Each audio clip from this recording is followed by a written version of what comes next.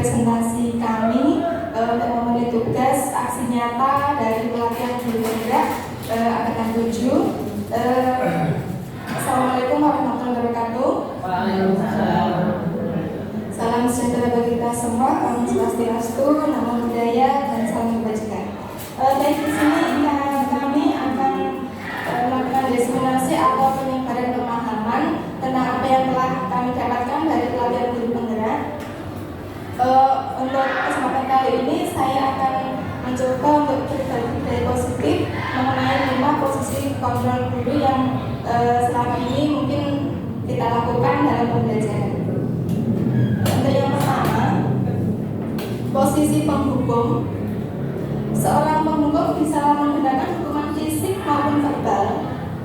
Orang-orang yang menjalankan posisi penghukum senantiasa mengatakan bahwa sekolah membutuhkan sistem atau alat yang dapat lebih menekan murid-murid lebih dalam lagi. Guru-guru yang menerapkan posisi penghukum akan berkata, patuhi aturan saya atau awas.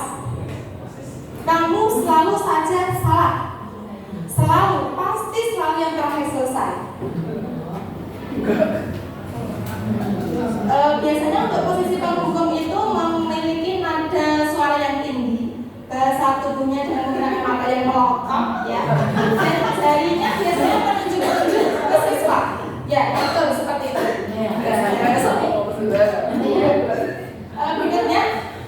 Berikutnya untuk posisi kontrol yang kedua yaitu membuat merasa bersalah. Pada posisi ini biasanya guru akan bersuara lebih lembut. Pembuat rasa bersalah akan menggunakan keheningan yang membuat orang lain merasa tidak nyaman, bersalah, atau ada diri. Kata-kata yang keluar dari mulut akan seperti ini. Contohnya, ya, ibu sangat kecewa sekali dengan kamu.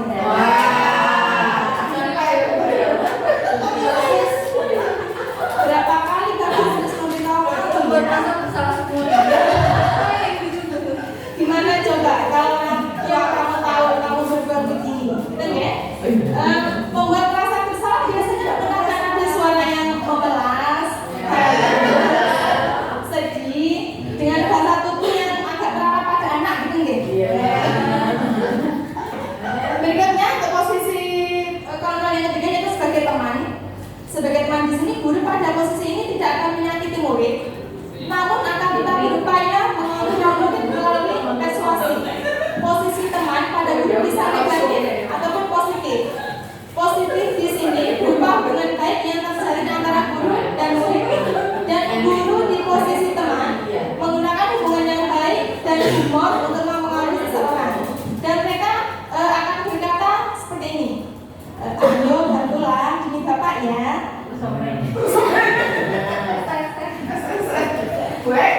Ya. Ayo, ingat tidak bantuan bapak selama ini? Ya sudah, kali ini tidak apa-apa, nanti ibu bantu bereskan. Biasanya untuk nada suaranya lama, akrab, dan bercanda, seperti saya gitu. Dan bahasa tubuhnya boleh seperti tadi, merapat pada murid, mata dan senyum jenaka, dan tidak boleh melapor-melapor ya. Berikutnya untuk posisi yang keempat yaitu sebagai pemantau. Memantau berarti mengawasi. Dan pada saat kita mengawasi, kita bertanggung jawab atas perilaku orang-orang yang kita awasi.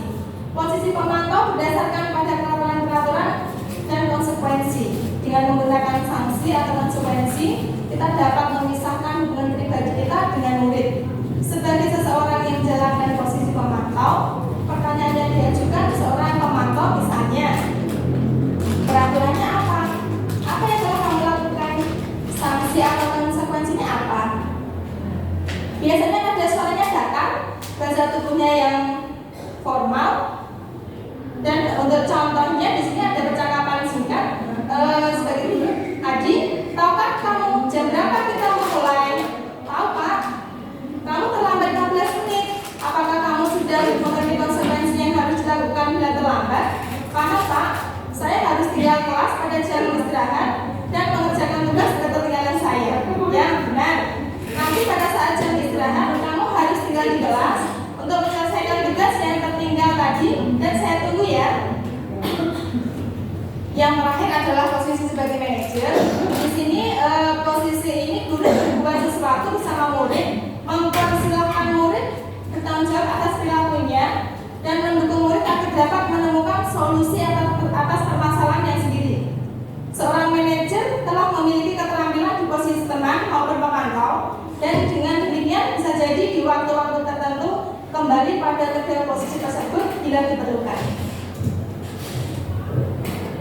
Untuk posisi manajer, nada suara yang digunakan biasanya suara yang tulus, bahasa tubuhnya tidak kaku, mendekat ke murid. Untuk contohnya, di sini, itu aja Pak. Untuk lebih jelasnya, coba kita lihat contoh penerapan yang nyata antara sikap murid dan guru dari kedua posisi tersebut. Salam bahagia Ibu dan Bapak guru hebat. Dalam penerapan disiplin positif restitusi, salah satu program yang dikembangkan adalah 5 posisi kontrol. 5 posisi kontrol dalam restitusi adalah proses perjalanan seorang pendidik agar dapat mengenali dirinya. Pada video kali ini, kita akan membahas tentang 5 posisi kontrol yang dikembangkan oleh Diane Goosen dan contoh penerapannya.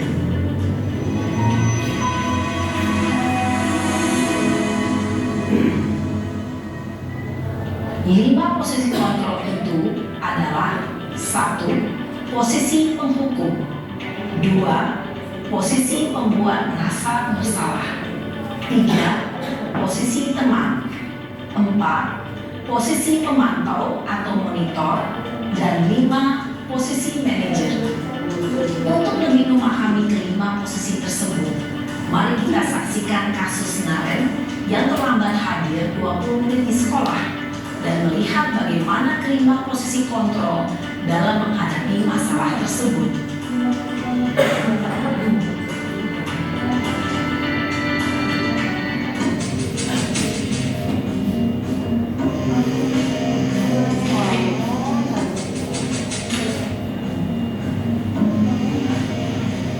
Naren!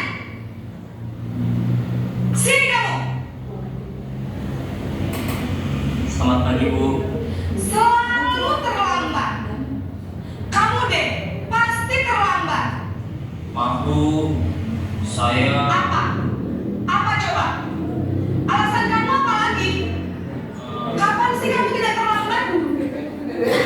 Malas sekali ya kamu jadi anak. saya Dasar pemalas.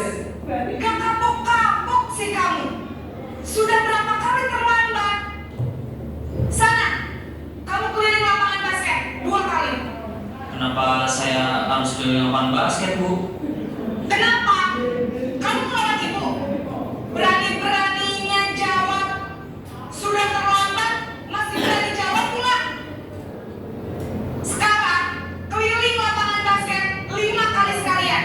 Biar kapok. Cepat. Pergi sana ke lapangan basket. Posisi penghukum biasanya berbicara dengan nada tinggi, menghatim, menunjuk-nunjuk, menyakiti, dan menyindir. Hukuman bisa berupa fisik maupun psikis. Ibu dan Bapak guru hebat, dampak yang terjadi pada murid ketika guru berada pada posisi penghukum adalah murid cenderung akan memberontak, bahkan menyimpan dendam.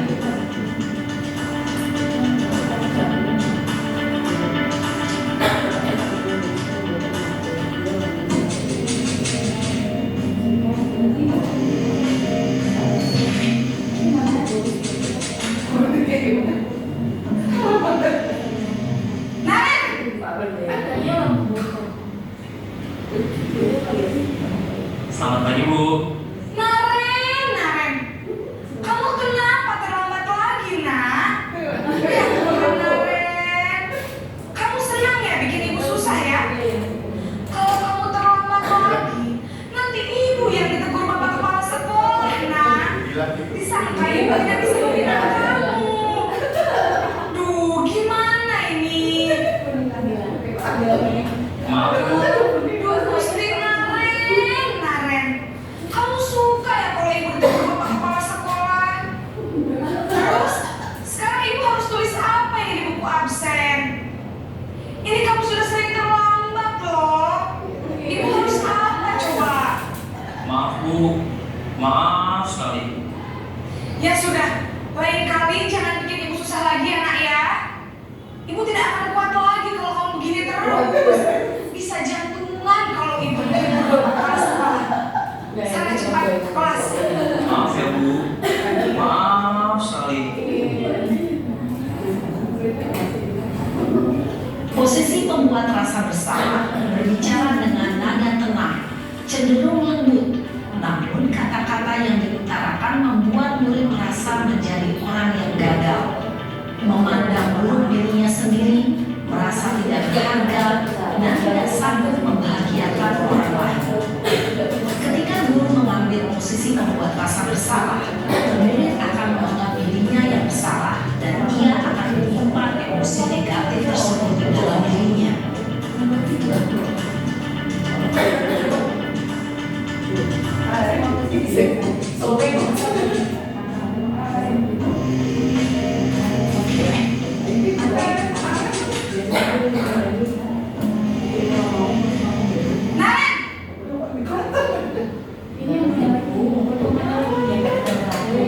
Selamat pagi Bu. Wah, sudah jam berapa ini nak? Terlambat lagi ya sayang. Iya Bu, habis ibu saya lupa membangunkan saya Bu. Kamu malah menyalahkan ibu kamu. Kamu bukan yang jam. Kok terlambat sih? Iya Bu, saya memang terlambat bangun tadi. Jadi biarpun saya lari kencang, tetap gak kekejar Bu. Ya sudah sana. Nanti lain kali larinya lebih kenceng lagi ya. Biar gak terlambat lagi. Bikin seneng ibu demi ibu. Bisa kan? Bisa lah Bu. Ya sudah sana masuk kelas. Ibu beresin urusan absen kamu. Kamu ini ada-ada saja. Dalam posisi teman, guru berbicara dengan nada suara ramah, akrab, cenderung bersenda gurau untuk menjaga suasana tetap santai. Murid akan merasa senang, aman, dan akrab dengan guru. Identitas yang tercipta adalah identitas sukses atau berhasil. Namun, perlu diingat, karena ini masih dorongan eksternal, maka ada faktor ketergantungan dari murid kepada orang tertentu. Di sini, guru aksennya, sehingga di lain waktu, murid bisa berperilaku baik, namun hanya kepada orang-orang tertentu saja.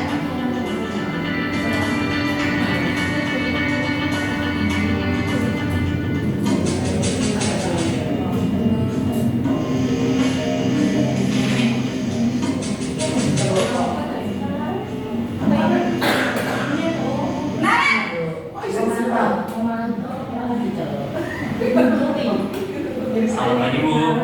Naren, apa peraturan sekolah kita tentang jam berapa kita harus masuk sekolah, nak? Kita harus di sekolah jam 7 Bu. Iya betul, sekarang sudah jam 7.20. Naren sudah tahu konsekuensinya jika terlambat hadir. Paham Bu, saya harus tinggal kelas pas jam istirahat selama 20 menit. Iya benar, konsekuensinya demikian. Jadi nanti jam 9.30 pas istirahat, kamu harus tinggal di kelas, kerjakan tugas tambahan untuk ketertinggalan kamu, ya? Baik Bu. Posisi pemantau mengandalkan penghitungan atau data untuk mengontrol murid. Guru mengarahkan murid berdasarkan peraturan dan konsekuensi. Seorang pemantau menunjukkan bahasa tubuh dan ekspresi wajah yang datar dan cenderung formal.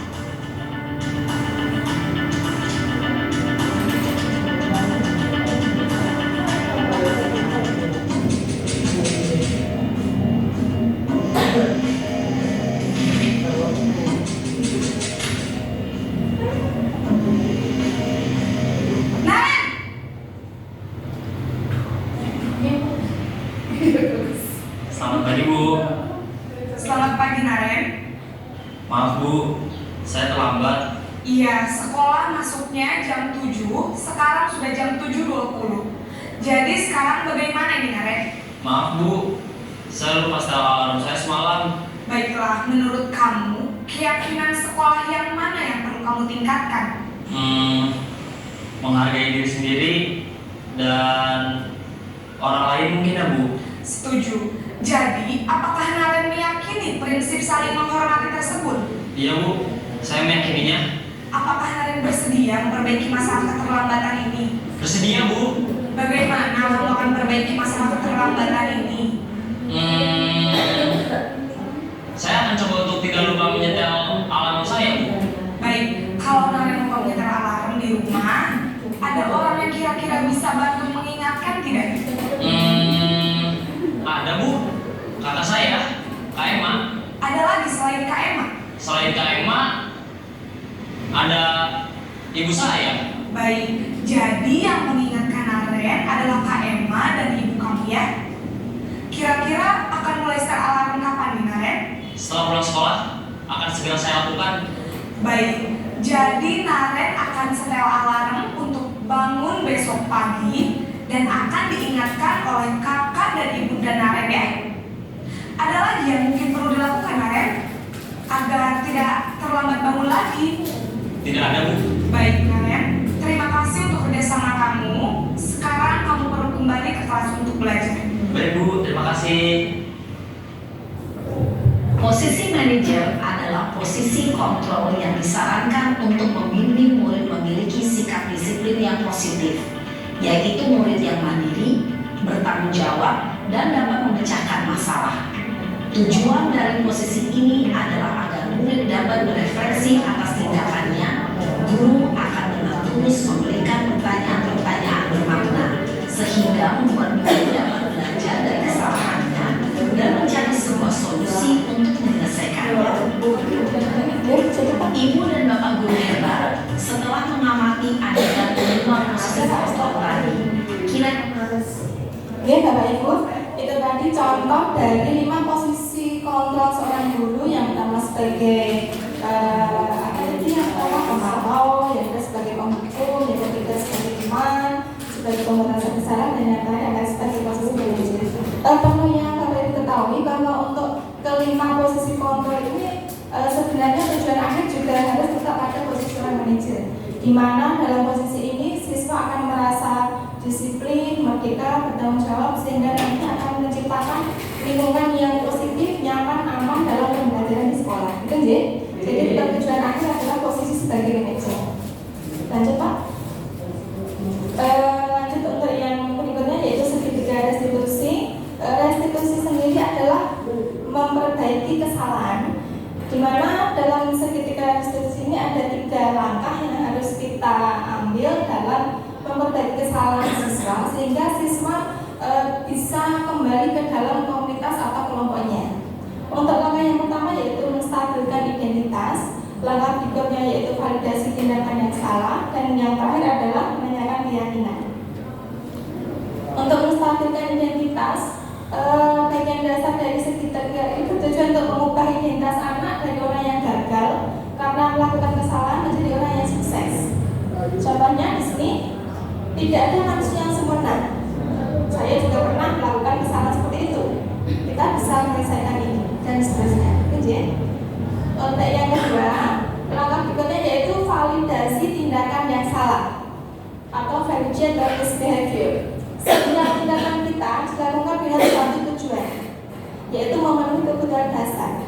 Kalau kita memahami kebutuhan dasar atau yang mendasari sebuah tindakan, kita akan bisa menemukan cara-cara yang paling efektif untuk memenuhi kebutuhan tersebut. Contohnya, padahal kamu bisa melakukan yang lebih buruk dari ini ya. Kamu pasti punya alasan mengapa melakukan hal itu. Itu contoh yang digunakan dalam memvalidasi tindakan yang salah pada siswa. Langkah berikutnya atau yang terakhir yaitu menanyakan keyakinan. Teori kontrol menyatakan bahwa kita pada dasarnya termotivasi secara internal. Ketika identitas sukses telah tercapai atau langkah pertama tadi, dan tingkah laku yang salah telah divalidasi atau langkah kedua, maka anak akan siap untuk dihubungkan dengan nilai-nilai yang dia percaya dan berpindah jadi orang yang dia inginkan. Bisa dengan menggunakan kalimat seperti berikut. Apa yang kita percaya sebagai kelas atau keluarga? Apa nilai-nilai umum yang kita telah sepakati? Apa yang kita tentang kelas yang ideal? sosial, kamu mau jadi orang yang seperti apa? Jadi, lanjut Pak. Di sini ada video sekilas, nanti mungkin tidak sampai selesai, sedikit saja tentang restitusi yang ada.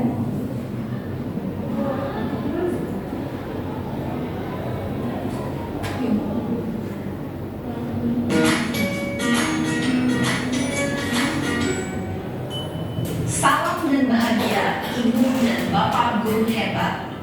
Pada video kali ini kita akan membahas tentang salah satu program disiplin positif yang diterapkan di lingkungan sekolah yang dikenal dengan nama restitusi.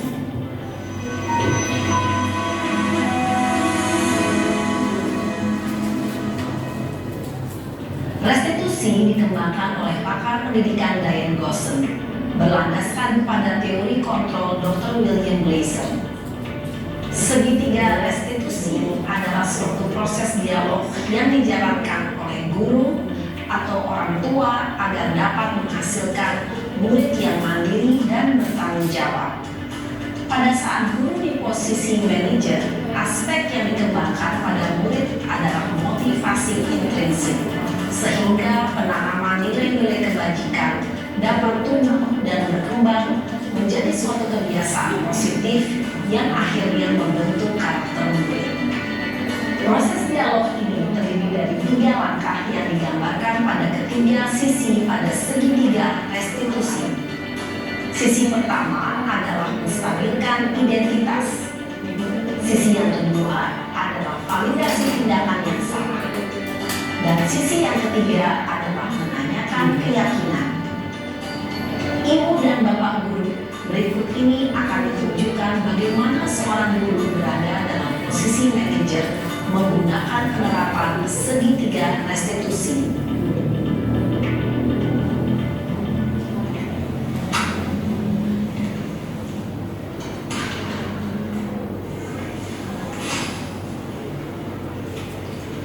Siang Sarah.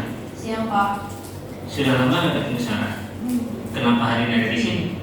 Kesel Pak, kesel banget. Masa aku dikatain tukang fitnah Pak? Ya aku marah lah. Aku balik ngatain Eka di depan kelas. Kesel banget. Oh begitu. Ya pasti kamu marah dan kesal. Bapak juga akan marah apabila ada yang menurut Bapak seperti itu. Kemudian pada saat itu kamu mau melakukan apa? Ya saya langsung ngatain Eka lah Pak. Kesel banget. Saya bentak-bentak dia di depan teman-teman lain. Oh begitu. Pasti kamu melakukan seperti itu karena suatu alasan tertentu kan? Iya lah, saya diam saja Pak. Ya saya bela diri lah. Masa saya dituduh tukang fitnah? Ya wajar lah. Mempertahankan harga diri itu sesuatu yang penting buat kamu. Untung kamu tidak bertindak lebih gegabah lagi, hanya membentak-bentak. Iya Pak. Untung saya masih bersabar dan hanya membentak saja. Sudah gemes padahal, saya pasti bela diri lah. Ya pasti ya. Tapi kamu memilih untuk tetap bertahan dan bersabar. Kamu memilih untuk tidak berbuat lebih parah lagi, bukan? Iya. Nah, sekarang coba kita lihat lagi tindakan kamu yang bentak-bentak Eka di kelas. Tindakan kamu itu kira-kira sesuai dengan keyakinan kelas atau prinsip aku tidak? Enggak lah Pak. Capek Pak jadi pemarah. Jadi keyakinan atau prinsip mana yang kurang sesuai dengan keinginan kamu? Ya, saya sebenarnya sangat menghargai orang lain. Mungkin saat itu saya menjadi emosi, jadi tidak menunjukkan sikap itu. Kamu meyakini tidak? Menghargai orang lain itu penting buat kamu. Yakinlah Pak. Iya, setuju. Kita harus saling menghargai.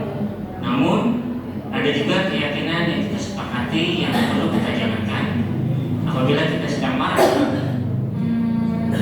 Ya, saya bisa lebih proaktif, mulai dengan diri sendiri. Saya bisa jadi lebih bersabar.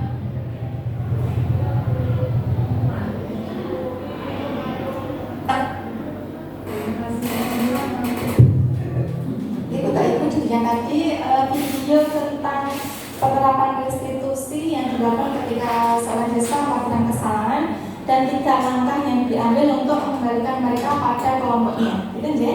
Mungkin nanti untuk Bapak Ibu di